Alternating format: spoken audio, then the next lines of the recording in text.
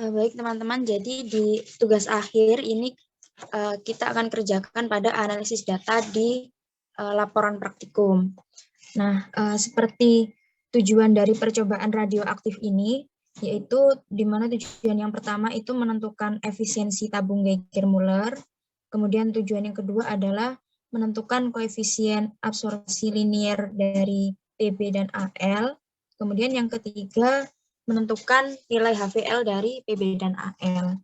Nah, jadi di analisis nanti kita menyelesaikan 3 tugas akhir ini, ya, menentukan efisiensi tabung, kemudian membuat grafik ln I per I0 sama dengan minus mu X, dan menentukan persamaan regresi linearnya. Kemudian yang analisis ketiga yaitu menggunakan persamaan regresi linear yang sudah kita dapatkan di nomor 2 itu untuk menentukan mu atau koefisien absorpsi linear dan nilai HVL atau tebal paruh dari PB dan AL.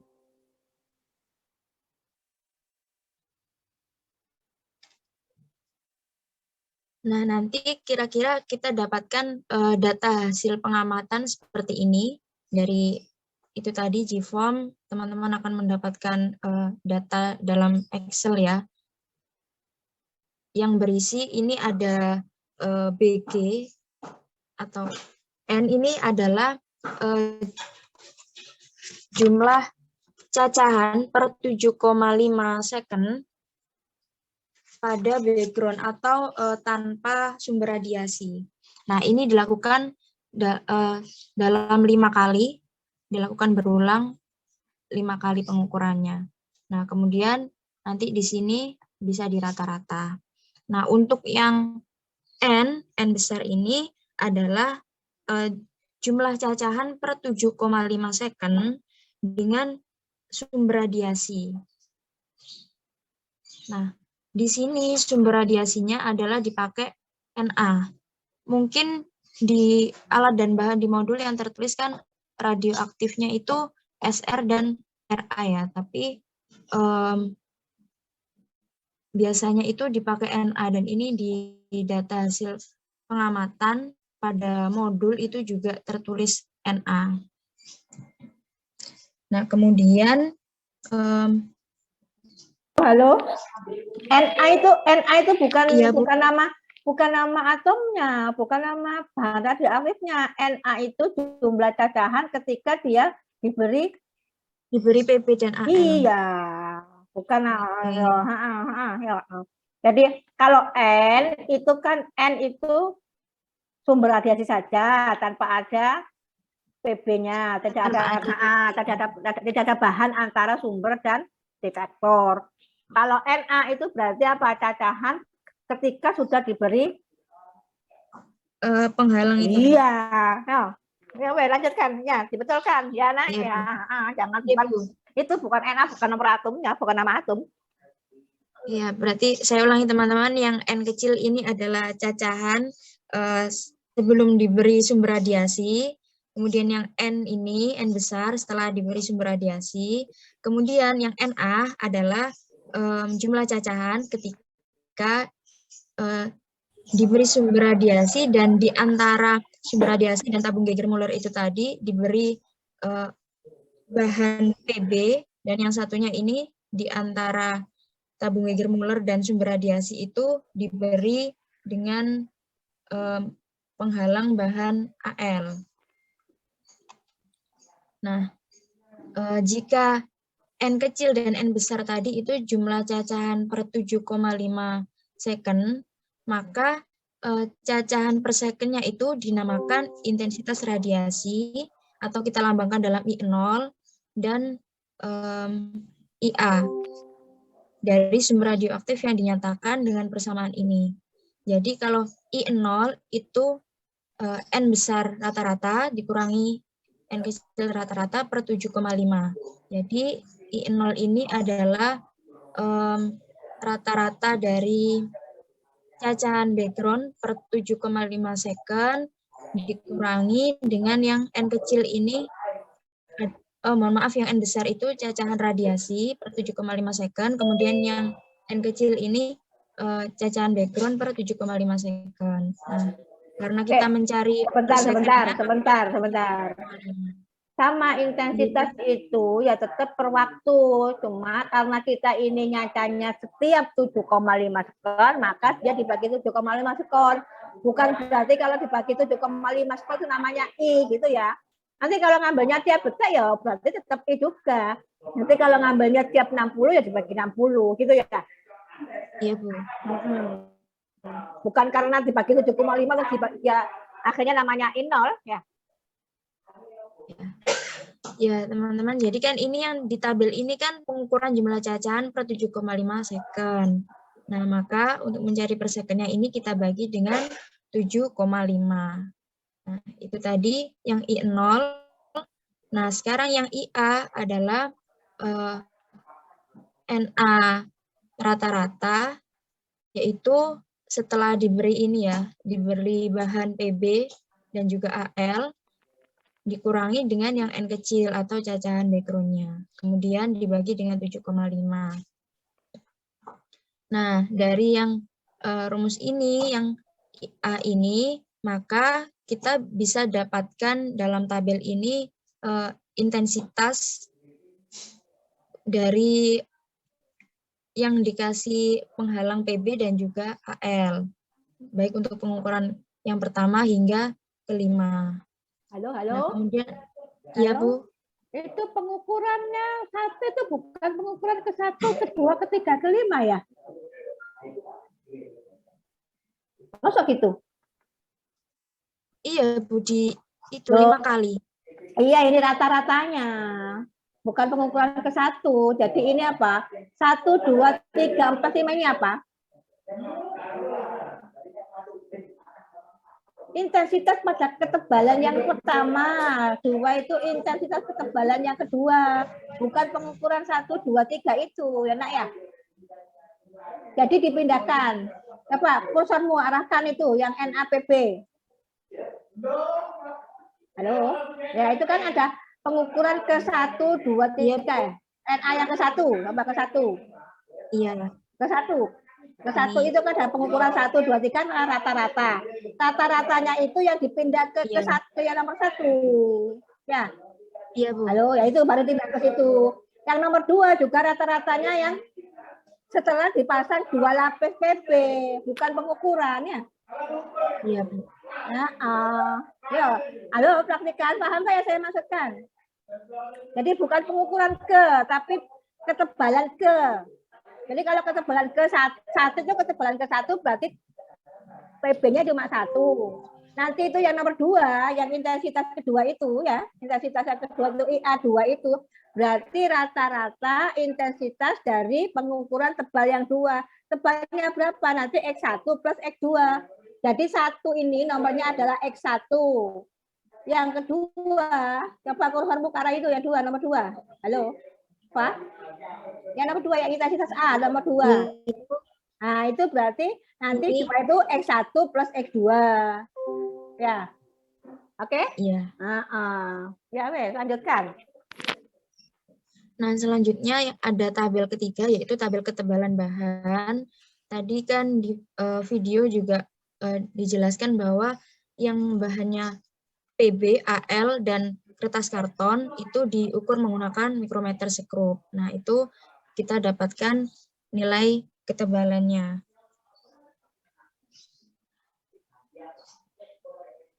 Nah, ini nanti diisi ke 1, 2, 3, 4, 5 ya, teman-teman.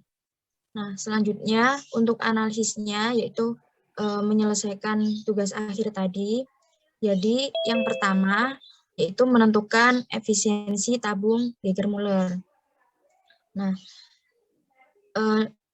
dari ini data tadi biasanya akan diketahui jari-jari pada tabung Geiger-Müller. Kemudian dari situ kita dapat menentukan nilai A-nya atau luasnya. Karena lingkaran jadi luasnya adalah PR kuadrat. Nah, kemudian untuk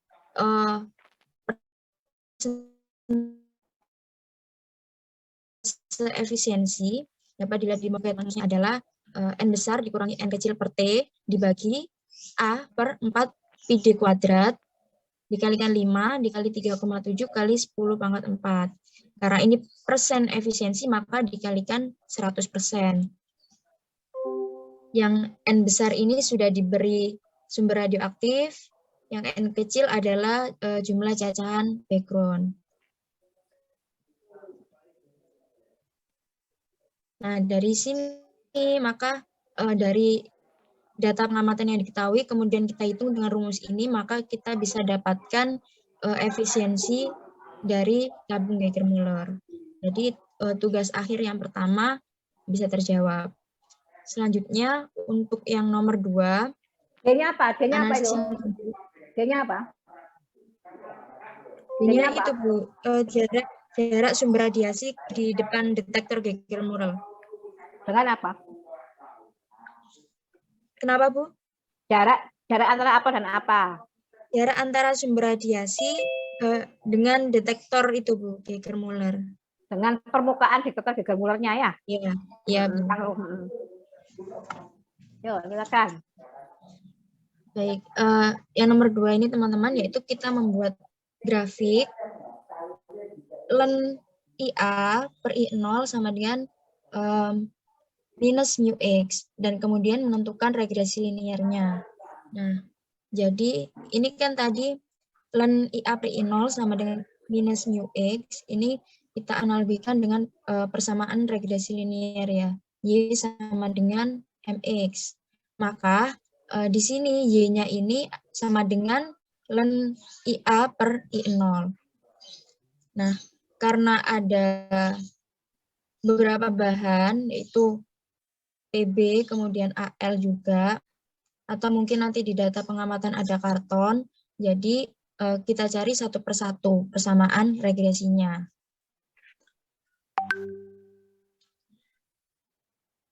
Nah, jadi yang di sini sebagai X kan ini ya teman-teman, X-nya. X itu apa? X itu apa?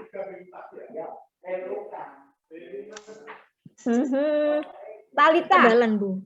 Talita, saya ingin tanya-tanya. Talita mana Talita? Talita. Ya Bu, hadir. Exit-nya itu apa? Exit itu apa?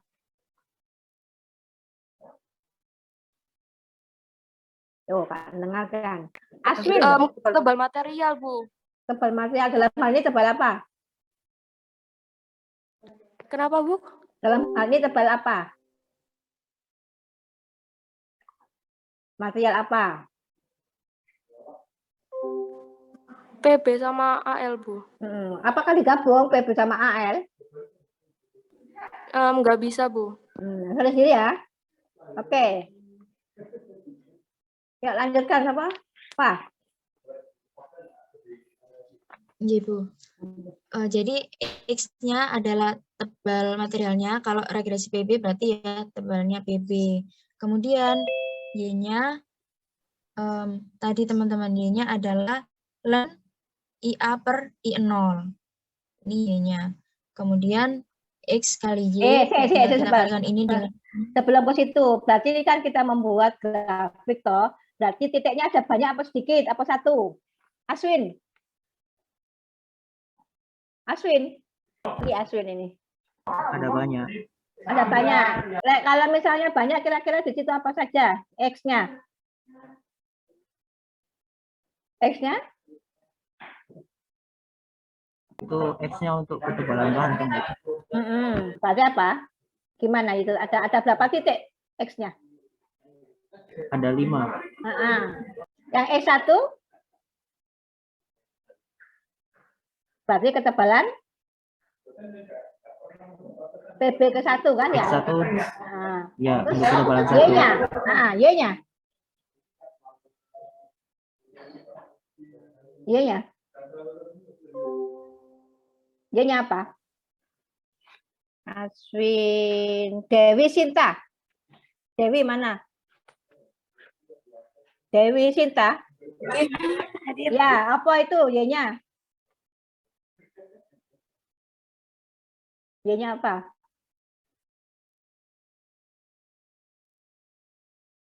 Halo. Itu ini itu tuh Ibu. Ketara ket mangga ngrungokno tinggal nang ndi iki ya. Wong ketok melok-melok. Ya, kelihatan itu kan di atas itu Y sama dengan apa? Y sama dengan apa di atasnya itu? Oh, sudah kelihatan ya, Pak. Y sama dengan apa itu?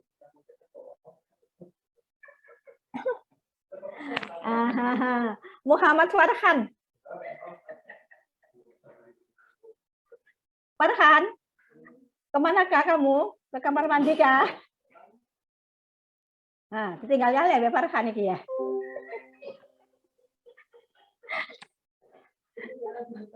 Devita. Devita, mana Devita? Devita. Oh, kan karena Iya, apa Ibu. ya? Ya. Apa itu Y? Ya, Ibu. Ya, Y itu apa? Yaitu itu Bu, len IA per I0. IA per I0. Tadi jumlah titiknya ada berapa? Jumlah titiknya ada berapa? Jumlah titiknya ada berapa?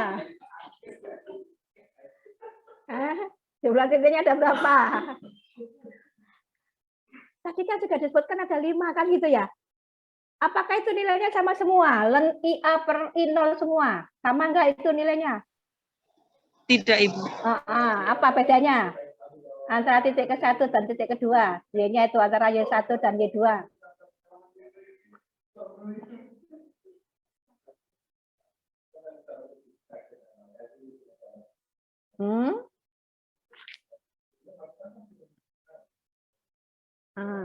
Apa itu? Sarah Nabila. Mana Sarah Nabila?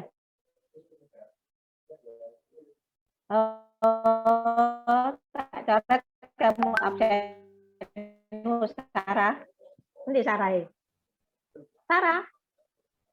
Fat. Ya apa? Ya kemana kamu? Kok lamanya lambatin jawab? Ayo. Itu kan tadi kan kalau misalnya ada 5 titik berarti ada pasangan X1 Y1, X2 Y2, X3 Y3 gitu kan ya. Nah, kalau X1 tadi kan ketebalan untuk bahan ke-1.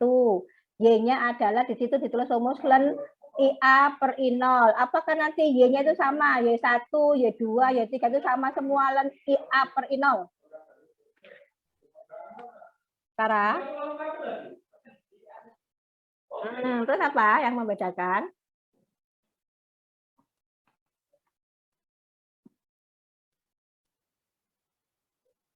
Ya, intensitas apa yang membedakan?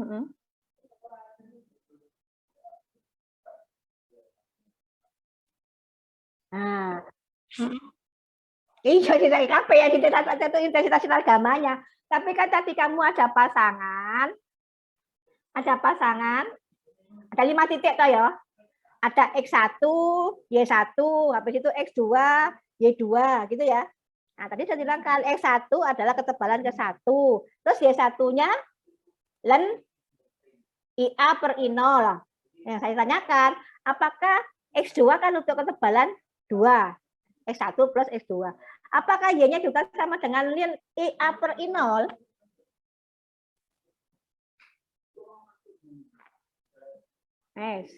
Sabira. Mana Sabira? Sabira.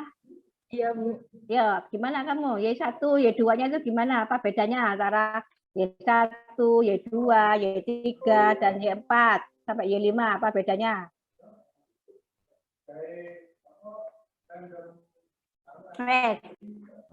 Bu Nurul, bingung mahasiswa. Coba kasih lihat grafik nggak ada? Grafiknya di situ nggak? Mbak, ada nggak gambar grafik di situ? Nggak ada? Tak jawab, langsung tak cari ada pada pakaian saya tak gantian turun offline. Jadi itu kan tulisannya Y itu kan len IA per I0. Berarti IA-nya itu macam-macam. Ada len kalau Y1 berarti len IA1 per I0. IA1 itu apa? Intensitas pada saat mengukur ada bahan satu. Satu bahan saja diukur intensitasnya berapa ya tadi pakai rumus yang tadi itu. Habis itu untuk Y2 berarti apa? IA2 berarti apa? Intensitas dari hasil pengukuran dengan ketebalan 2 pp. Seperti itu. Nanti untuk Y3 juga gitu, IA3. IA3-nya dari mana? Intensitas yang terukur ketika PB-nya ada 3. Bisa dipahami kah? Loh, ini kok share screen-nya hilang? Kamu lanjutkan Pak, mana share screen-nya? Kok di saya kok hilang share screen-nya?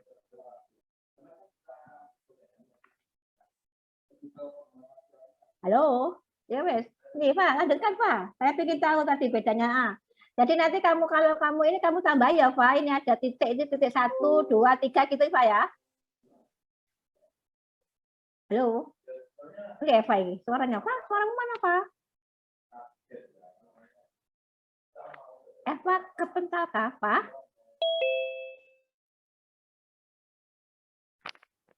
Pak, ini Eva. Mohon maaf Bu, habis terlempar. Oh, habis terlempar. Oh ya wes.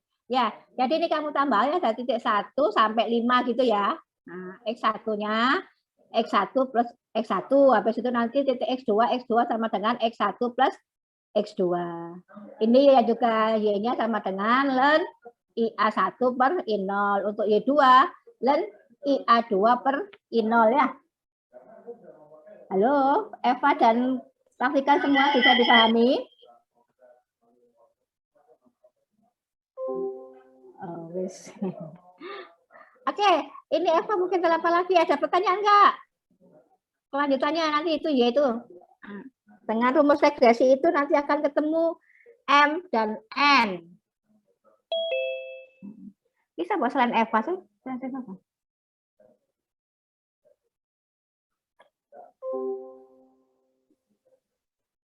Ada kapan?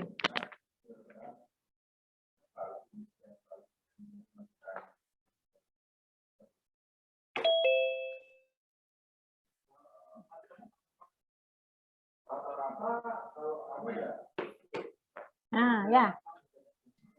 Nah, dengan rumus regresi itu ada kamu lanjutkan. Nanti kalau ada sesuatu saya akan tambahkan lagi. Oke, baik Bu. Nah, jadi teman-teman, ini tadi kan sudah ketemu XY, kemudian X kali Y, X kuadrat, dan Y kuadrat, sehingga bisa kita gunakan untuk mencari persamaan regresinya, di mana Y sama dengan MX plus N, M-nya dapat kita cari dengan rumus ini, kemudian N-nya dapat kita cari dengan rumus ini. Nah, kemudian untuk menentukan ketidakpastian dari M dan N, ini kita harus mencari SY, SM, dan SN. Nah, ini semua rumusnya ada di teori ralat atau teori ketidakpastian, ada di modul. Jadi nanti SM ini adalah ketidakpastian dari nilai M. Kemudian yang SN adalah ketidakpastian dari nilai N. Nah, sehingga nanti hasilnya M itu adalah M plus minus SM dan N-nya itu N plus minus SN. Nah, nanti kita akan dapatkan regresi linearnya itu Y sama dengan berapa X plus berapa gitu ya. M-nya kita dapat dari hasil ini, yang N-nya ini kita dapat dari hasil ini. Nah, untuk grafik ini, nanti kan ini teman-teman hitung manual ya, tapi nanti tolong dilampirkan juga grafik dari Excel. Nah, di situ kalian tampilkan juga equation-nya atau persamaan regresinya. Nah, itu nanti kalian bandingkan dengan hitungan manual kalian, apakah sama atau tidak. Nah, kalau hitungannya benar, itu nanti pasti hasilnya sama dengan yang di Excel. Itu. Nah, ini yang untuk mencari persamaan regresi dari AL itu juga sama ya dengan yang ini caranya. Kemudian nanti kalau misalnya data pengamatan ada bahan karton juga, itu caranya juga sama. Nah, jadi ini tadi menyelesaikan untuk tugas akhir yang nomor 2. membuat grafik ln IA per I0 sama dengan minus mu X, kemudian menentukan regresi linearnya. Nah, selanjutnya untuk yang ketiga, tugas akhir yang ketiga itu adalah mencari nilai mu dan juga nilai HVL.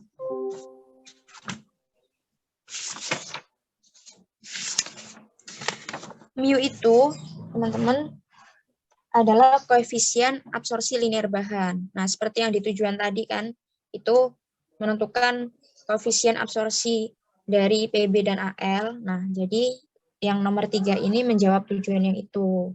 Mu ini koefisien absorpsi, kemudian yang HVL adalah tebal paruh atau half value layer. Nah, untuk nilai mu tadi, di atas tadi kan kita analogikan persamaan ln IA per I0 sama dengan minus mu X, dianalogikan dengan persamaan regresi linear Y sama dengan MX. Nah, Y-nya tadi di atas kan ini ya, ln IA per I0. Kemudian untuk X-nya adalah X, tebal bahannya. Nah, maka kalau ini Y, ini X, berarti yang ini adalah M. Jadi, minus mu ini sama dengan M, maka mu-nya adalah minus M, gitu. Nah, jadi nanti misalnya nilai koefisien absorpsi untuk PB berarti adalah minus M dari regresi yang PB tadi. Yang PB tadi dapat M-nya kan, berarti mu dari PB atau koefisien absorpsi dari PB adalah minus gradien ini. Begitupun dengan yang AL ataupun nanti kalau ada bahan karton. Nah, kemudian yang terakhir itu mencari nilai HVL atau tebal paruh. Nah, rumus untuk mencari nilai HVL itu adalah X12 sama dengan ln 2 per mu. Ln 2 ini nilainya adalah 0,693. Jadi X12 ini adalah lambang dari HVL atau tebal paruh. Nah, mu-nya tadi kan kita dapatkan dari yang ini ya. Mu dari setiap bahan sudah kita dapatkan. Kemudian bisa kita cari nilai HVL-nya. Gitu. Jadi untuk mencapai tahap ini kita perlu melakukan persamaan regresi tadi kan. Persamaan regresi tadi fungsinya adalah untuk mendapatkan nilai koefisien absorpsi atau mu. Nah, kalau sudah dapat nilai koefisien absorpsi atau mu ini, maka kita dapat menentukan nilai HVL. Begitu. Mungkin itu dari saya. Mungkin teman-teman asdos yang lain dari Mbak Eti atau Devita boleh menambahkan.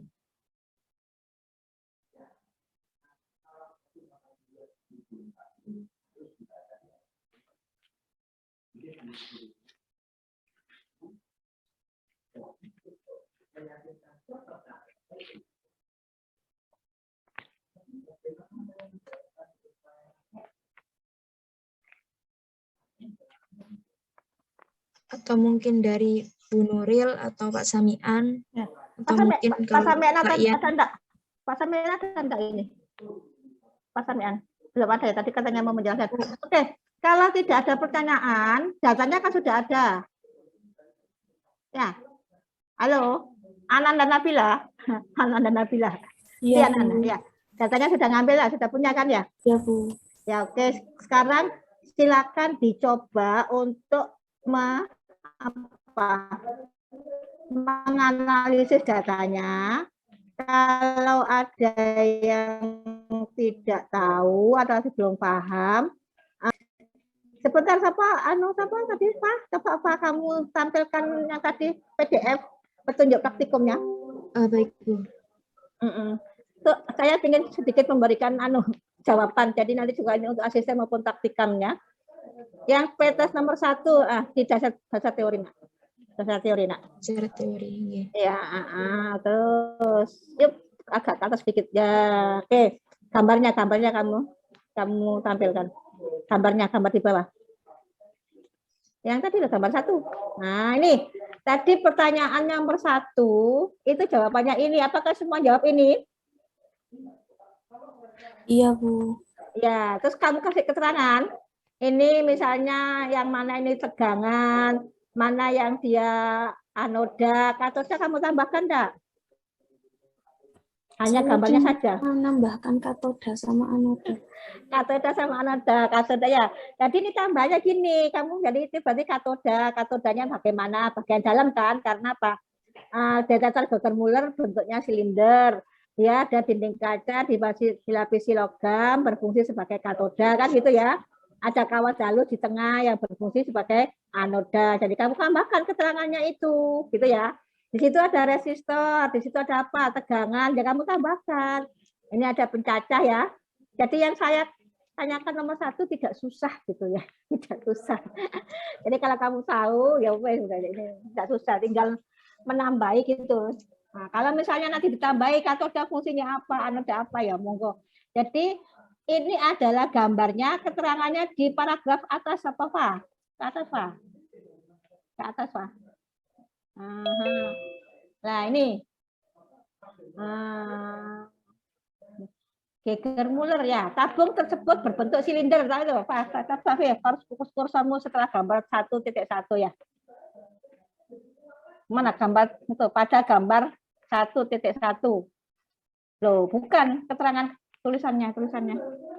Saya nggak ngasih. Tulisannya atas lagi Pak.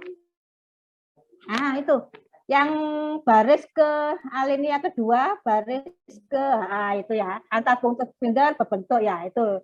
Jadi menambahkan keterangannya di gambar itu dari keterangan di paragraf itu, di kalimat itu, gitu ya. Oke, itu nomor 1. Nomor 2, kan saya tanya bagaimana mekanisme kerjanya sehingga bisa tercatat sebagai pulsa, kan gitu ya. Nah, itu jawabannya adalah kamu meringkas, membuat apa? Pemahaman kamu membaca itu. Antara anoda dan katoda berarti tegangan tinggi ya. Di dalam tabung berisi gas mulia, yaitu ya. Nah, ketika ke bawah lagi, ke bawah Pak, halaman 33 Pak. Habis dah. Ada Pak. Oh, ya ke atas lagi. Ke atas lagi. Ada nggak itu ceritanya? Oh, efisiensi, atas lagi. Atas, terus. Nah, itu kan, ya wes, lo antara itu dibaca.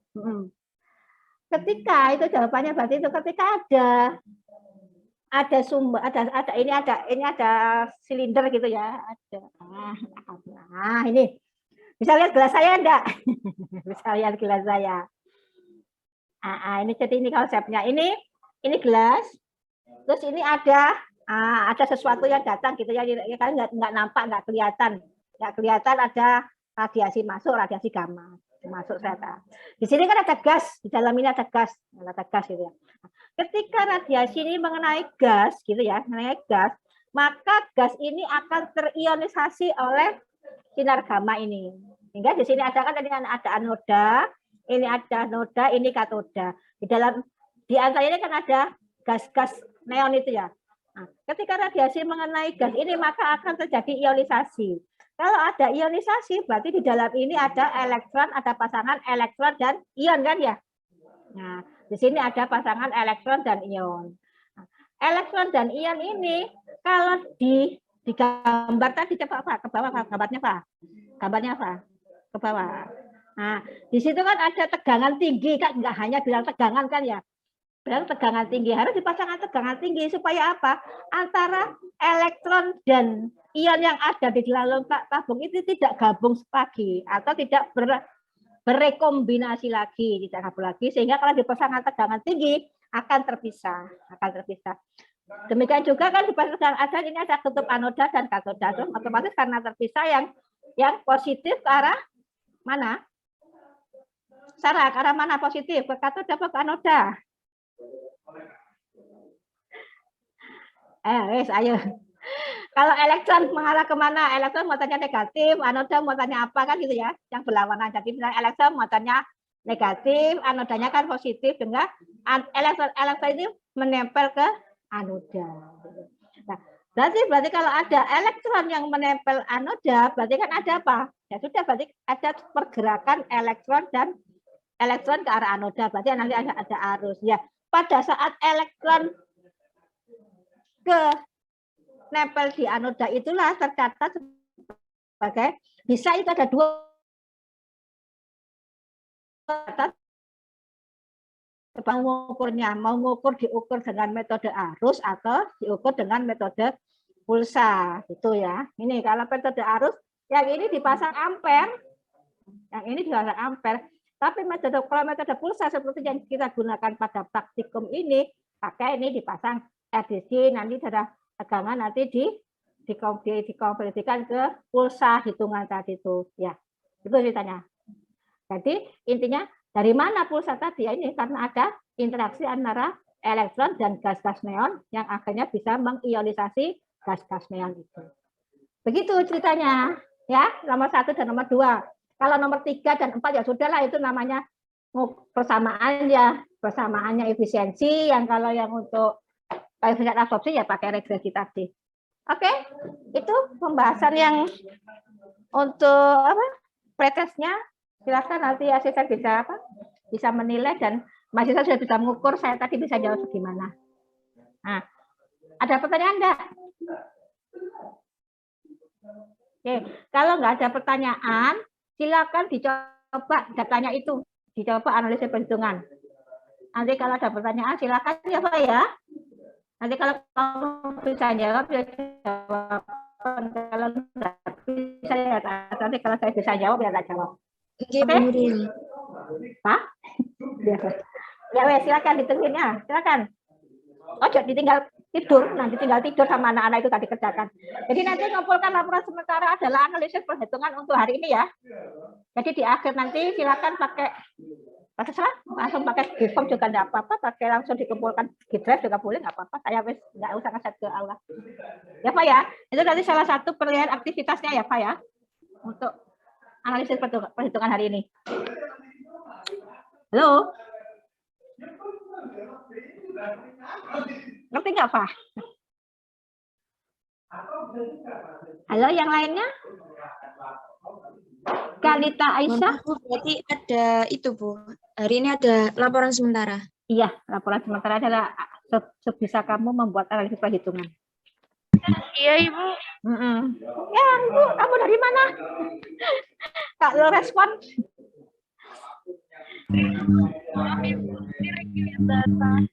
Hah? Ya, wes lagi kirim data ya, wes silakan dicoba nak. Masih ada waktu, masih ada sampai 10.30, masih ada 30 menit. Oke, silakan.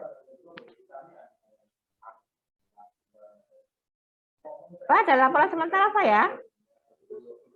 Iya, Bu Nuril. Mohon maaf, Bu, teknis pengumpulannya bagaimana gitu? Ya nanti setelah praktikum. Ya di aja wes kamu apa Gdrive aja atau mau sama? Iya. Iya, baik, Bu. Saya ini masih ada diskusi dengan Pak Heri nanti kan sebentar ya. Jadi kumpulkan di Gdrive aja, nggak usah ke aula. Oke? Oke, Bu Nuril.